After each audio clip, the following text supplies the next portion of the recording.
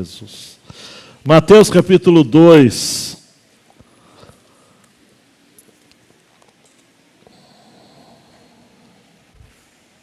Uau! Gravei hoje um Comece Bem a Semana, falando que a nossa sociedade ela está dissolvendo, esvaziando todos os símbolos. Todos os símbolos. É impressionante isso.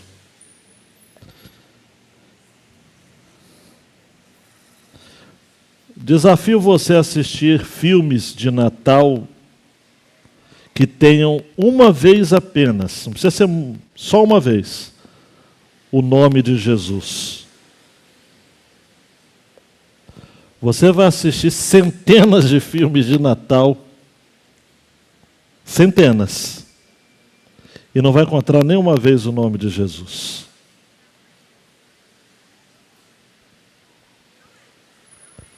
Certa feita eu ouvi um pastor falando que visitou uma igreja e não conseguiu contabilizar nenhuma ocorrência do nome de Jesus no sermão.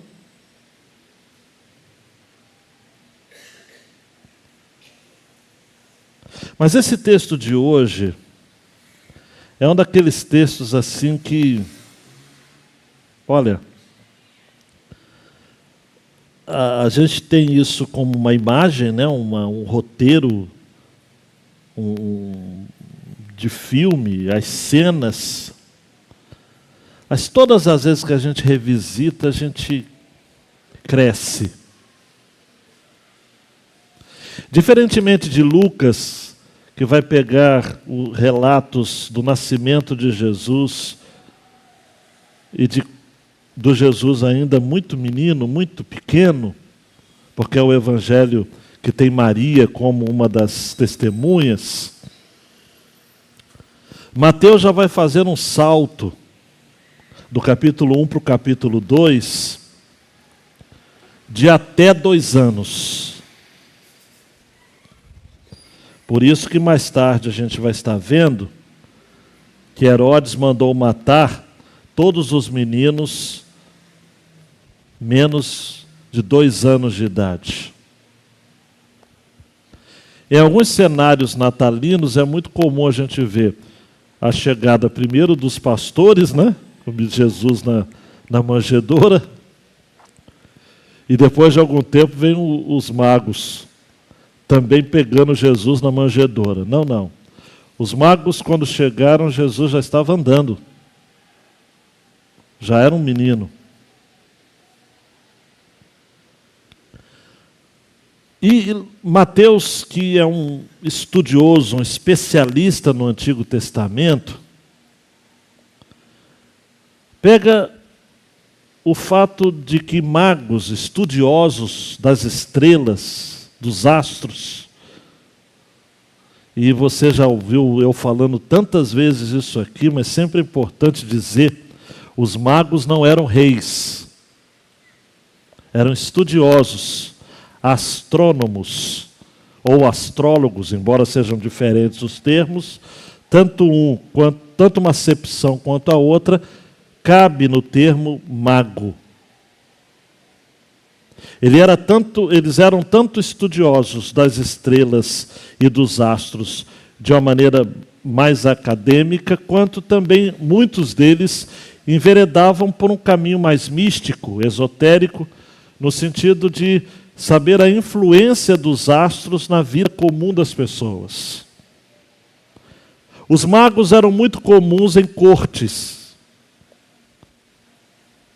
egípcias, babilônicas, persas, entre os árabes em geral.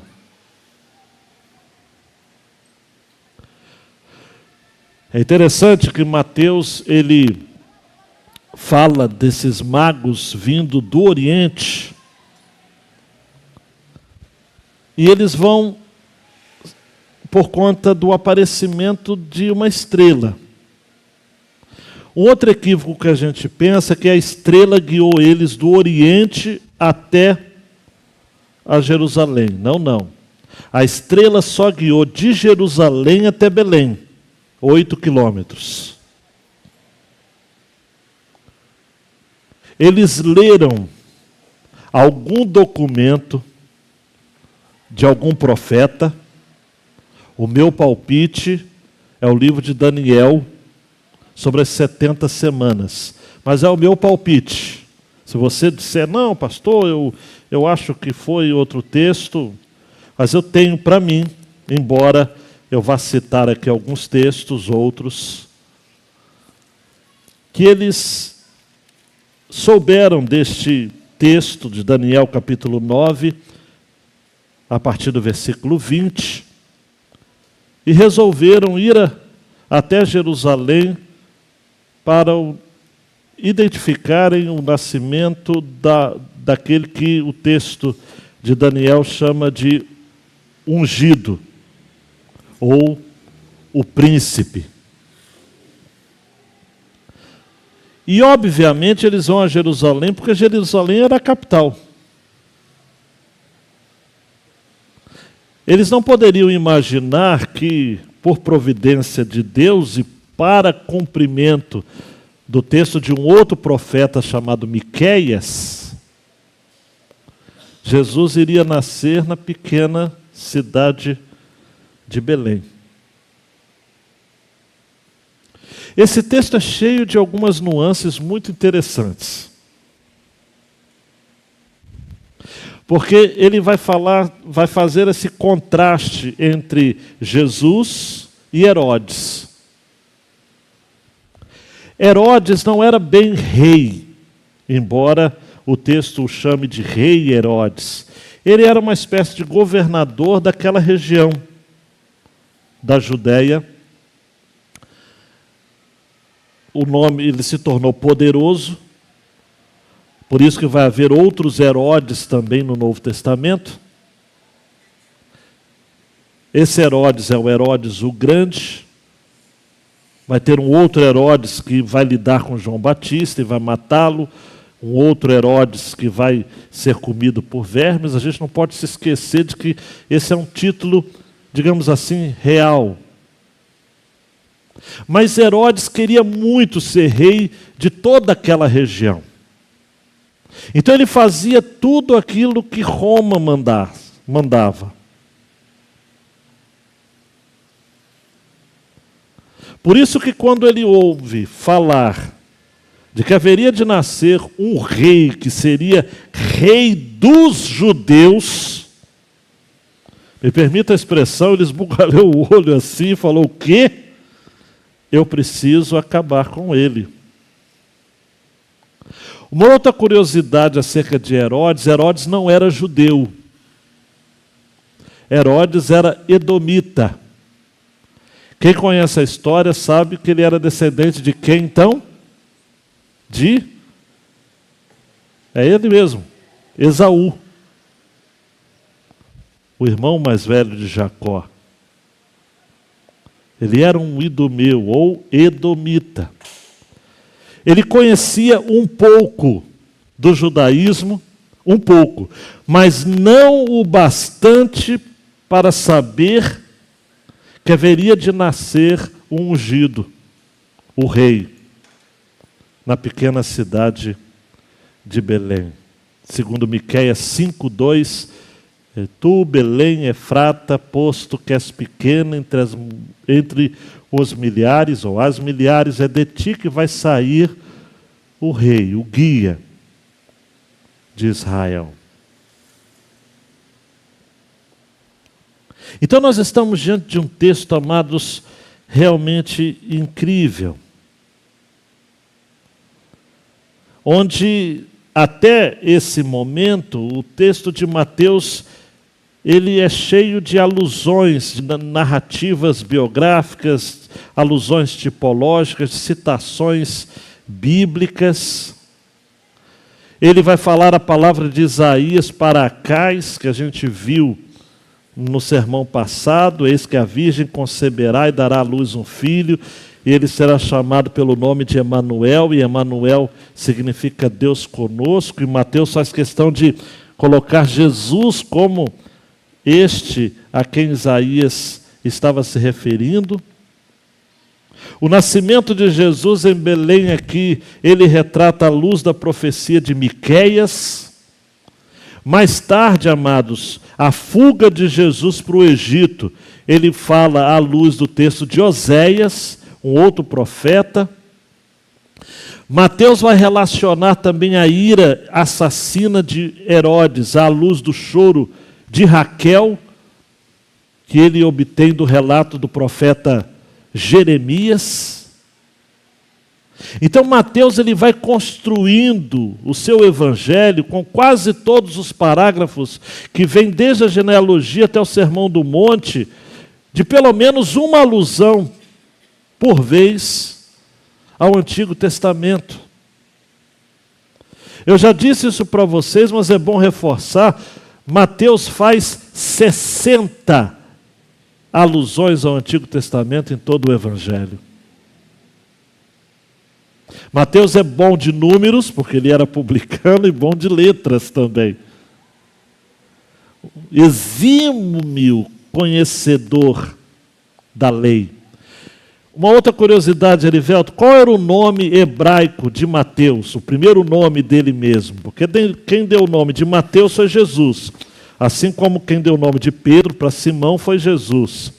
O nome dele era Levi. Mateus e Levi é o mesmo personagem.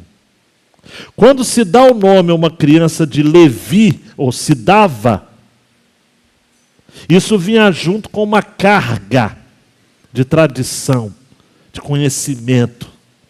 A tribo de Levi, uma tribo sacerdotal. Eu não estou dizendo que Mateus era da tribo de Levi, mas quem dá esse nome suscita que esse menino teria acesso realmente a um conhecimento privilegiado. E como todo menino judeu que sabia textos inteiros da Bíblia de cor do Antigo Testamento, era muito comum isso. Às mulheres não era dada a oportunidade de conhecer os textos sagrados, mas aos meninos, desde cedo, eles aprendiam porções inteiras das Escrituras. Por isso que uma outra curiosidade, por exemplo, qual a carta paulina em que ele mais tem citações ou alusões ao Antigo Testamento? A carta aos Romanos. Há um peso da tradição do Antigo Testamento muito forte. Depois Hebreus, também tem muitas citações. E por fim, Apocalipse. Então, Mateus está escrevendo o seu evangelho, eu chuto aqui uma data de 60, 65, antes da destruição de Jerusalém. Há uma igreja judaica, uma igreja de maioria judaica, que estava sofrendo uma perseguição severa. E Mateus então escreve o seu evangelho para consolar esta comunidade, dizendo o seguinte: olha, Jesus era judeu, ele era filho de Davi, filho de Abraão. Ele veio para cumprir tudo aquilo que se esperava dele, a partir daquilo que havia sido narrado nas Escrituras. E a pessoa e a obra de Jesus são fundamentais para o caráter dessa Escritura. Dezenas de vezes, ou mais de uma dezena de vezes, certamente, você vai encontrar a seguinte expressão no Evangelho de Lucas: tudo isso aconteceu para que se cumprisse o que foi dito da parte do Senhor pelo profeta. Você vai encontrar várias vezes essa expressão. Jesus, então, é retratado em Mateus como o rei das nações a partir do judaísmo, dos judeus. Por isso que o primeiro verso de Mateus é: livro da genealogia de Jesus Cristo, filho de Davi, filho de Abraão. Mas não me venha confundir a ótica de Mateus como uma espécie de exclusivismo judeu, não. Ele narra a identidade de Jesus. Jesus, ele veio no chão da história. Ele tem um chão de tradição da história. Mas ele veio para as nações. Por isso que ele inclui aqui magos do Oriente, pagãos, que foram visitar o menino Jesus. André, quer um outro palpite meu? Palpite meu não, está certo, cantando as Escrituras, que Mateus tem um tom também, não é tanto quanto Lucas, um tom para as nações, mas ele também tem. Na grande comissão, ele vai dizer, portanto vão, Mateus 28, 19, e façam discípulos de todas as nações, batizando-os em nome do Pai, do Filho e do Espírito Santo. Então, Mateus retrata Jesus no início e no fim do seu evangelho como Messias para todos, para todas as nações, e não apenas para os judeus. Eu vejo, Laci, que essa é a tensão que a gente tem ao ler Mateus. Ao mesmo tempo, um Jesus que veio dos judeus, veio para os judeus, para que se cumprisse o que foi dito pelos profetas, mas que não ficou restrito aos judeus. É importante a gente ler a Bíblia com essa preocupação de entender que o Evangelho é para todos. E isso muda a visão da gente, para muita coisa. Os evangélicos, sobretudo um segmento, aqui no Brasil em especial, seguindo a modinha dos Estados Unidos, gostam de colocar Israel em uma evidência que a Bíblia não coloca. Mas Mateus diz, ele veio judeu, sim, importante, vamos admitir isso. Mas logo 2 anos depois do seu nascimento, magos do Oriente foram visitar e foram trazer presentes a ele, ouro, incenso e mirra. Eles se chamavam Gaspar, Baltazar e Melquior? Não sei. Possivelmente não. Eram 3? Pode ser que sim, pode ser que não. A tradição coloca 3 porque foram 3 presentes, mas eu sei que uns magos tem que ser de 2 para mais.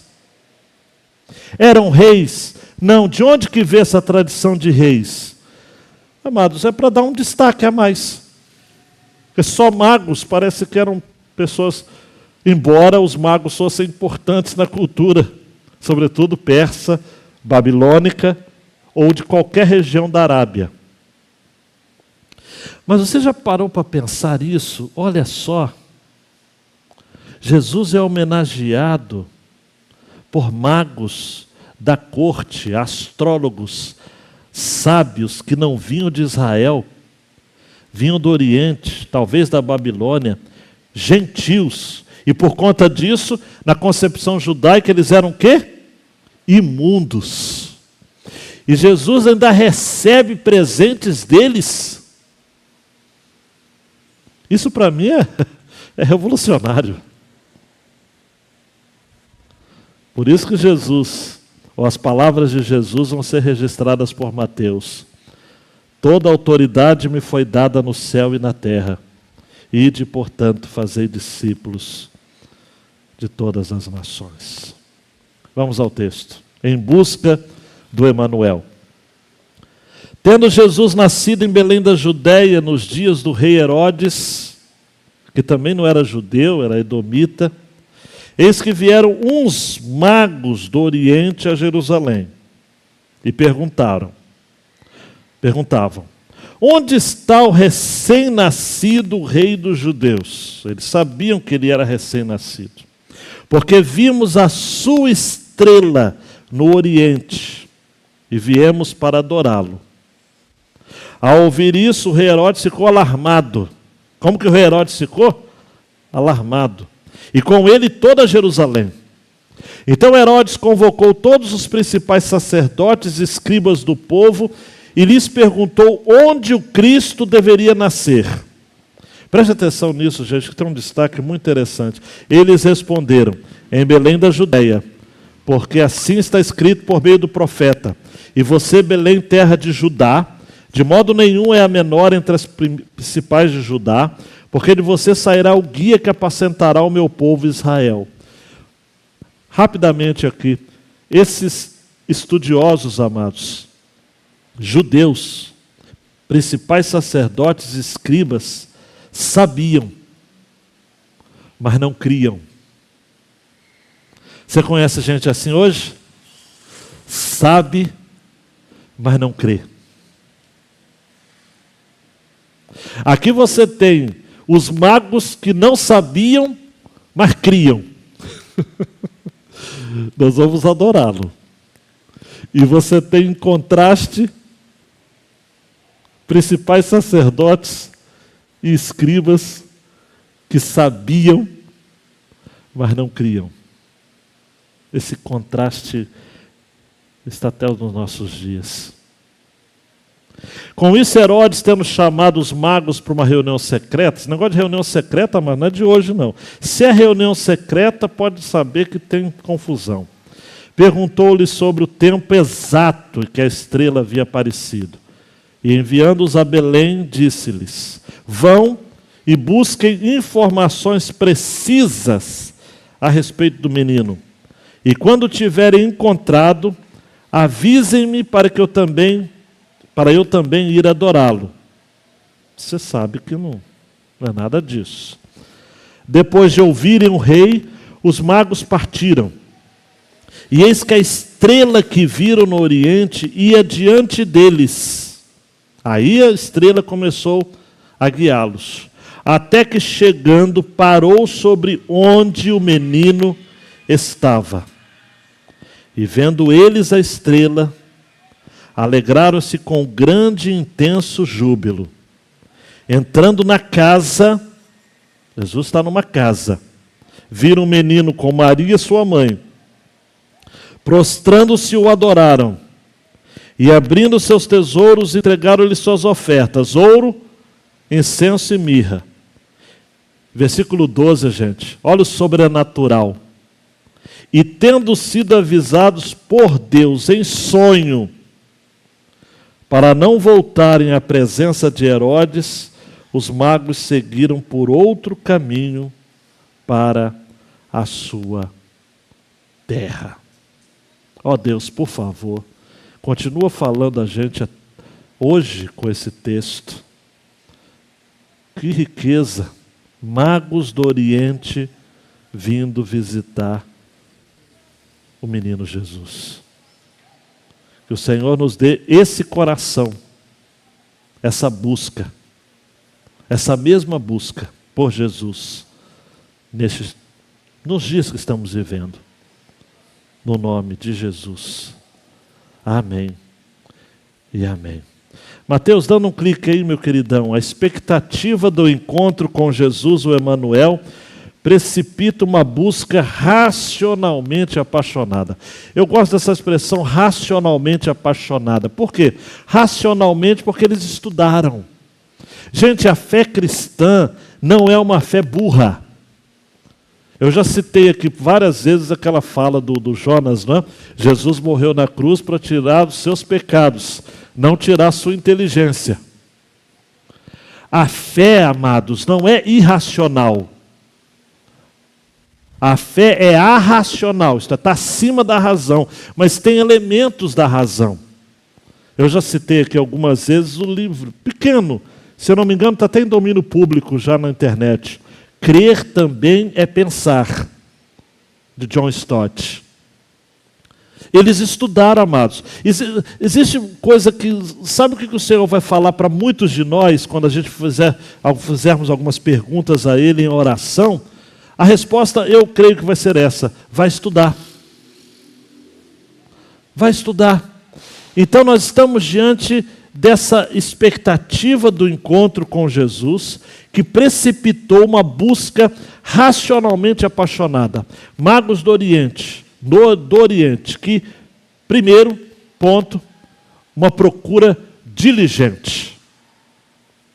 Jesus já havia nascido, estava em casa, não estava, obviamente, em uma manjedoura. Magos que eram estudiosos de profecias a respeito de grandes fatos da humanidade, eles não estudavam apenas profecias relacionadas ao povo judeu, de outros povos também.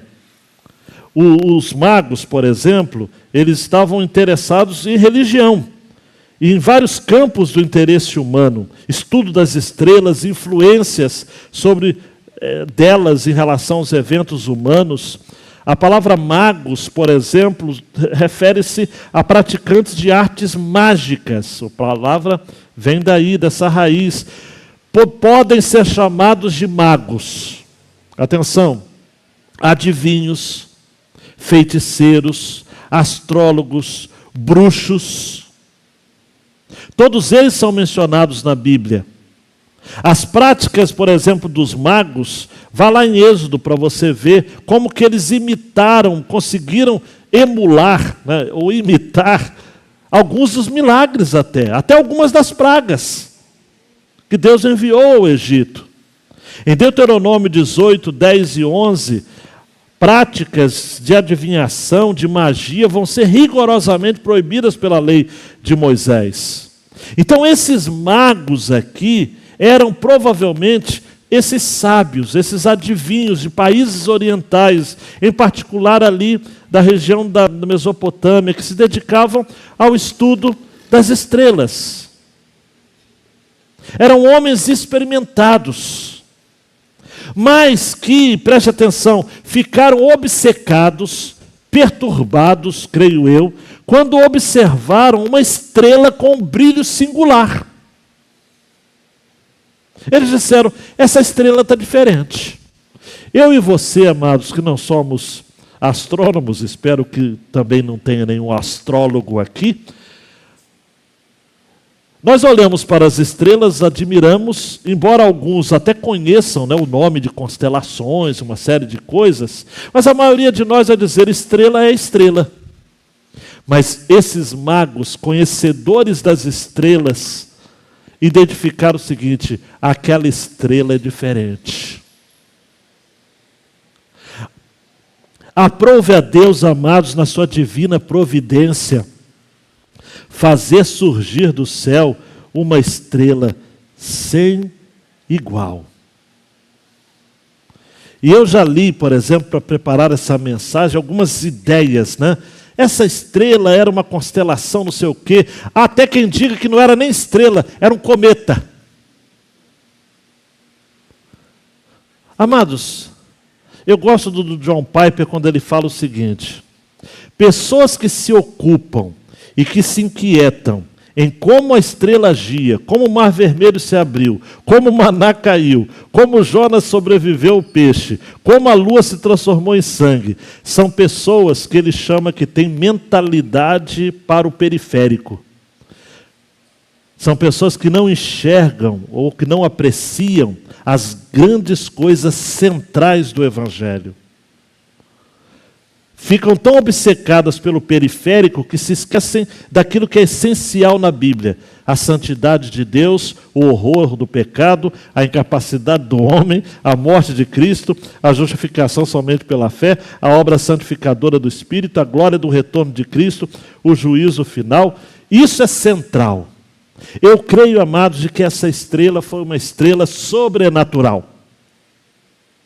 Eu já fui muito de queimar neurônios sobre isso, mas para mim, o peixe que engoliu Jonas foi um peixe único. Hoje não existe mais daquela espécie de peixe. Deus criou apenas para aquele momento. Eu creio que quando o povo atravessou o Rio Jordão, não atravessou porque naquela época, até mesmo porque o texto fala que era época de cheias. Atravessou porque houve um milagre mesmo. O pessoal colocou o pé, os sacerdotes e tudo se abriu, o povo passou, bem como o Mar Vermelho e outros milagres da Bíblia. Milagre não se explica, milagre se vive. Era uma estrela sem igual. E eles chegaram a Jerusalém e perguntaram onde está o recém-nascido rei dos judeus. Eles não tinham ideias, eles não conheciam da política daquela região. Eles não sabiam que Herodes era um rei impostor, ou alguém que queria ser um rei, no lugar desse a quem Daniel havia profetizado, que seria ungido, e o príncipe. Eles procuravam o rei dos judeus. Eles procuravam aquele que as Escrituras haviam anunciado. Não é à toa, amados, que quando Jesus foi crucificado, Pilatos mandou escrever numa tábua acima da cruz a expressão: Jesus Nazareno, Rei dos judeus. Isso em 3 línguas: hebraico, latim e grego, como está lá em João 19 a 22. O que esses homens queriam fazer? Eles não tinham, Erivelto, conhecimento, eles não eram discipulados, eles não eram convertidos até. Esses magos eram pagãos. Mas eles viram uma estrela, ficaram encucados com aquela estrela e foram procurar então o menino, segundo as Escrituras, que eles tinham acesso, para adorar. Versículo 2 e versículo 8 usa a mesma expressão: viemos adorá-lo. Com a diferença que no versículo 2 a adoração é sincera dos magos. No versículo 8, a intenção de adorar era mentirosa, de Herodes, para que eu também vá adorá-lo. Então houve uma procura diligente. Depois, o meu outro ponto, versículos 3 a 8, o interesse desonesto. Herodes, amados, representa tudo aquilo que a gente pensa agora de sistema do mundo, que se opõe contra os valores de Cristo. Herodes, amados, não é de direita nem de esquerda, ele é inimigo da fé cristã. O Herodes é aquele que quer, de certo modo, trazer benefícios para si. Ele é desonesto, ele é interesseiro. Ele gostava de se aproximar das tradições judaicas, não porque ele queria se converter ao judaísmo, mas é porque ele queria dominar e manipular pessoas. Como disse Tim Keller, se você quer ser rei e aparece alguém se dizendo rei, um dos dois terá que desistir da ideia. Afinal de contas, só um pode ocupar o trono. Eu não quero falar muito dele, mas eu tenho que falar. Herodes era um sujeito mau. Uma personalidade contraditória. Por mais que ele foi um grande e ousado empreendedor, esteve à frente de construções gigantescas. A cidade de Cesareia, por exemplo, que ele fez em homenagem a César, antes não passava de uma aldeia de pescadores, ele transformou numa vitrine de deleite arquitetônico, principalmente para gregos e romanos. Mas Herodes, esse que também é chamado Grande, ele era um louco. Por exemplo, ele mandou matar a esposa dele, a Mariane. Mandou matar a sogra, Alexandra. Mandou afogar o seu cunhado Aristóbulo. Ordenou o estrangulamento de seus 2 filhos. E pouco antes de morrer, ele mandou executar seu outro filho, Antipater. Flávio Joséfo fala que Herodes foi um homem que jamais amou sua família. Um homem desses, amados, fica perturbado quando o poder dele é ameaçado. Qualquer semelhança com os nossos dias não é pura coincidência, ou mera coincidência. Ele se sentiu ameaçado e perturbado. O verbo no grego que vai aparecer no versículo 3, que a NAA traduziu, ao ouvir isso, o rei Herodes ficou alarmado, é um verbo forte que diz assim, agitado, sacudido, preocupado, inquieto, ansioso, angustiado, perplexo. E daí ele chama a sua cúpula de estudiosos para saber detalhes. O texto de Miqueias 5:2 que eu já citei apareceu. E Herodes então tenta expressar um interesse nobre. Ele é desonesto, ele é vil. Vão lá, até Belém, 8 quilômetros, Jerusalém até Belém. E depois voltem para me dizer, para que eu também vá e adore. É interessante que a palavra é a mesma, do versículo 2 para a adoração, ou desejo da adoração dos magos, e do versículo 8, do desejo da adoração de Herodes. A palavra é a mesma. O que muda é o conteúdo, é a postura do coração. Olhe para mim, queridão e queridona. Tem muita gente que vem aqui para adorar. Sim, a palavra é a mesma. Mas Deus conhece seu coração. Qual a motivação? Você conhece aquele texto do profeta, não? Meu povo, ele me procura, me adora com os lábios, mas o coração está distante de mim. Tem gente assim. Quem adora, amados, não quer se exibir. Quem adora não faz por fingimento ou falsidade. Ricardo, a gente até pode adorar a Deus de modo imperfeito, mas jamais podemos adorá-lo sem sinceridade de coração.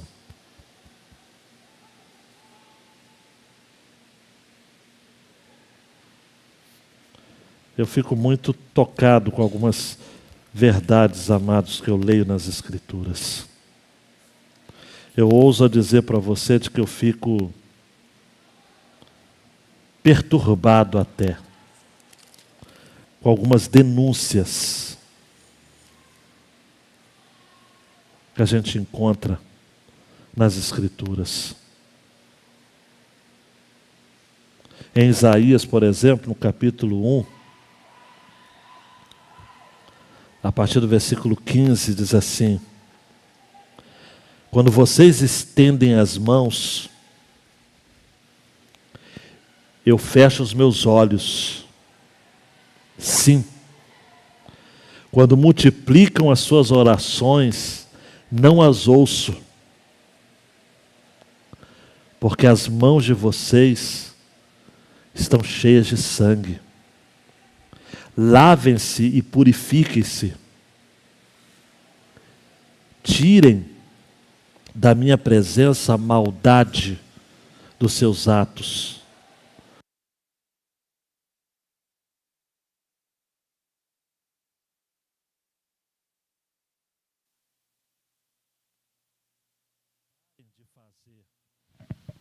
Parem de fazer o mal. Aprendam a fazer o bem, busquem a justiça, repreendam o opressor, garantam o direito dos órfãos, defendam a causa das viúvas. É isso. Cultos, amados, preste atenção aqui, pode deixar aqui mesmo, está tranquilo. Cultos em que Deus fala o seguinte: olha, quando vocês estendem as mãos, eu fecho os meus olhos. Quando vocês oram, eu não ouço.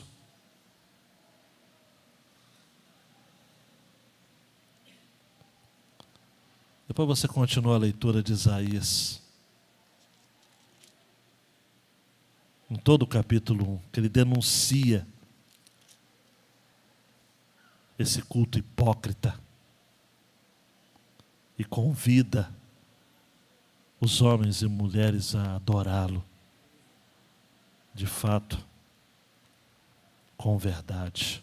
Aquilo que nós, amados, os cristãos, conhecemos, e somente nós, os cristãos, conhecemos, que Jesus vai dizer em João capítulo 4, quando fala que nós devemos adorá-lo em espírito e em verdade. Por isso que a última porção é a entrega sincera. Eles ouviram o rei, no versículo 9, depois de ouvirem o rei, mas eles seguiram em busca do verdadeiro rei. Queridão, queridona, pensa aqui comigo. O que Deus quer da gente? Ouçam o rei, mas sigam o verdadeiro rei. A gente precisa tomar muito cuidado para a gente não inverter isso e começar a seguir os reis dessa terra, ao invés de seguir o verdadeiro rei. Tem gente que não entendeu isso.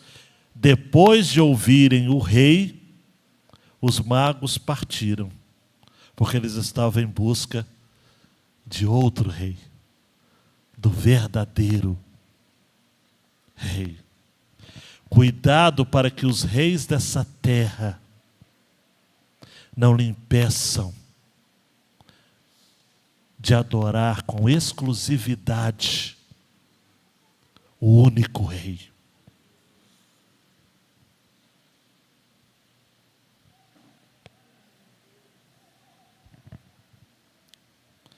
Que estrela foi essa? A estrela se movia como um guia. A estrela chegou em cima da casa onde Jesus estava. Ela parou. O cenário, amados, como eu gostaria, Deus sabe disso, como eu gostaria de que por um lampejo apenas, um momento apenas, eu tivesse o privilégio de ver essa cena.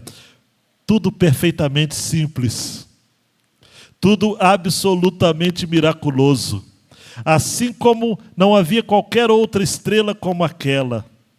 Esse cenário, essa estrela para. E os magos param. E o texto vai prosseguir dizendo assim: e vendo eles a estrela, versículo 10, alegraram-se com grande e intenso júbilo. Houve grande alegria. Como anos antes, e Lucas vai registrar no capítulo 2, houve também uma grande alegria, 2:10, quando o anjo anunciou aos pastores das campinas de Belém: não tenham medo, estou aqui para lhes trazer boa nova de grande alegria, que será para todo o povo. E por fim, os presentes. Presentes dignos de um rei. Preste atenção aqui, seria uma desonra se eles estivessem dando presentes a Jesus como rei, que fossem presentes utilitários, fossem suprimentos, alimentos, mantimentos. Não se dá mantimentos a um rei, porque parte do pressuposto, pastor Léo, que um rei tem tudo. Então esses presentes não foram presentes no sentido de que faltava a Jesus algo. Foram presentes para potencializar tudo aquilo que Jesus representava. Como rei, ouro. Como sacerdote, incenso. Como profeta, mirra.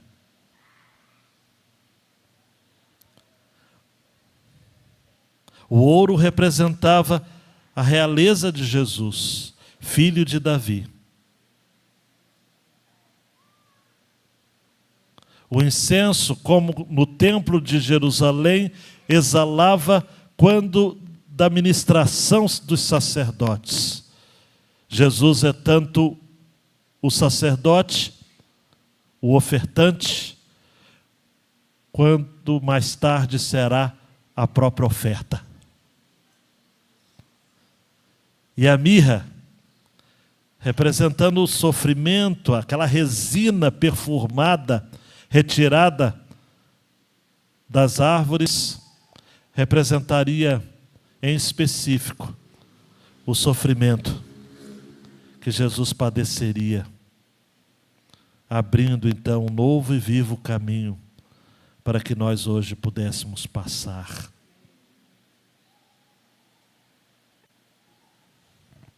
Fato é, queridão e queridona, dando 2 cliques, Mateus, até hoje as pessoas estão à procura de Jesus. E a pergunta, onde está aquele que é nascido rei dos judeus, ainda pode ser ouvida. Nós sabemos a resposta, mas há muitos que não sabem. Que aproveitemos o Natal para anunciar isso. Depois, Mateus, mais um.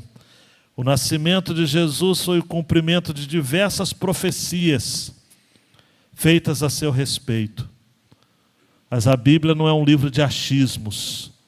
A Bíblia é um livro de verdades. Romanos 15:4 diz: pois tudo que no passado foi escrito, para o nosso ensino foi escrito, a fim de que pela paciência e pela consolação das Escrituras tenhamos esperança. Mais uma, Mateus. Os presentes que compartilhamos no Natal têm aqui a sua origem. Por isso que a gente troca de presentes ou compartilha presentes no Natal. Vem dessa tradição aqui, desse texto, desse episódio. Mas repare que nesse episódio, na história, os presentes são dados a Jesus. Então, ofereça a sua vida a Jesus. Ele que foi o presente de Deus a nós, que Ele receba de nós, então, a nossa própria vida. Porque hoje não se trata de oferecermos outros presentes a Jesus, mas que Ele, que nos deu a própria vida, e deu a vida em abundância, possa receber de nós o que temos de melhor, a saber, nós mesmos. E aí eu convido você a ficar de pé, porque eu quero terminar com um ato escatológico. Porque todos nós somos,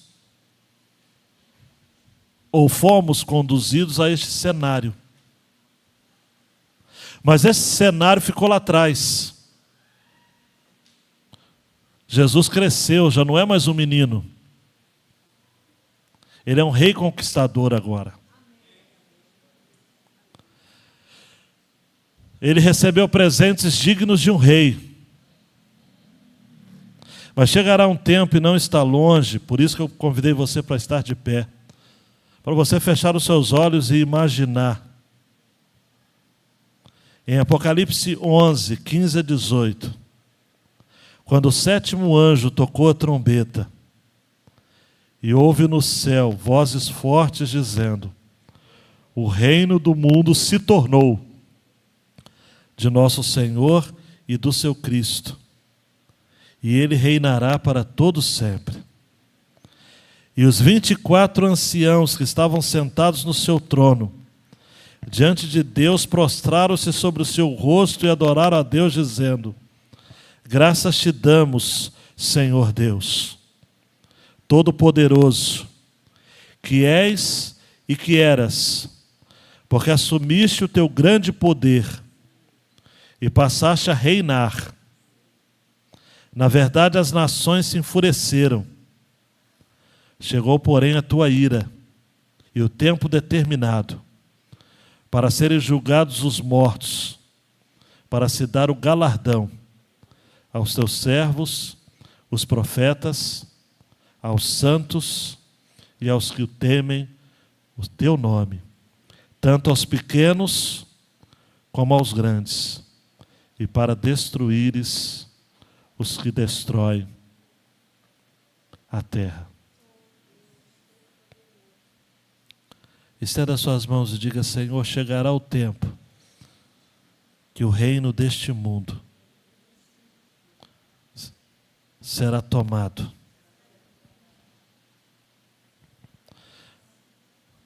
Nós ainda vivemos em confusão, amados. Estados Unidos vai invadir a Venezuela? Só Deus sabe. A guerra da Ucrânia vai terminar logo? Só Deus sabe. A cidade de Gaza será reconstruída? Só Deus sabe. O Brasil vai se ver livre desse padrão de malignidade?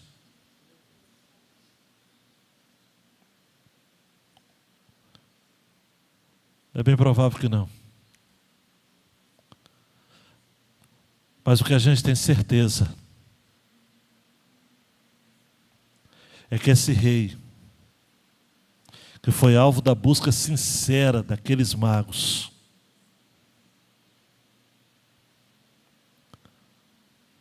tem o controle da história nas suas mãos.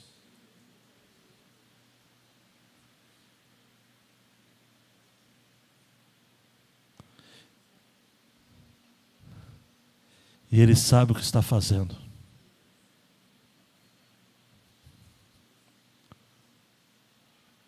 E Ele está nesse exato momento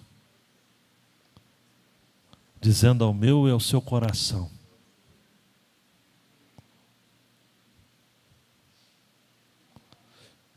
que nós não temos outro rei a quem podemos e devemos confiar irrestritamente a nossa vida.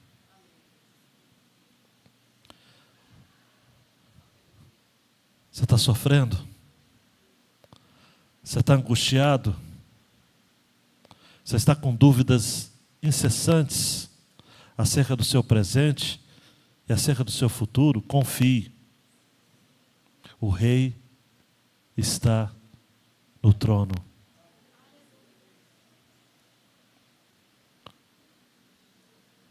Jesus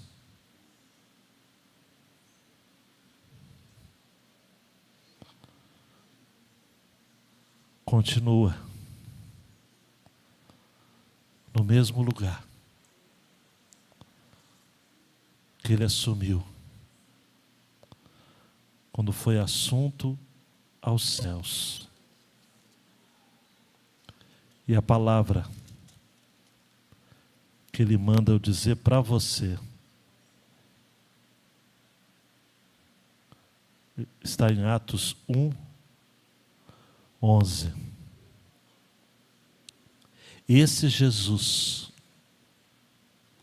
que foi levado no meio de vocês para o céu virá do modo como aqueles homens o viram subir.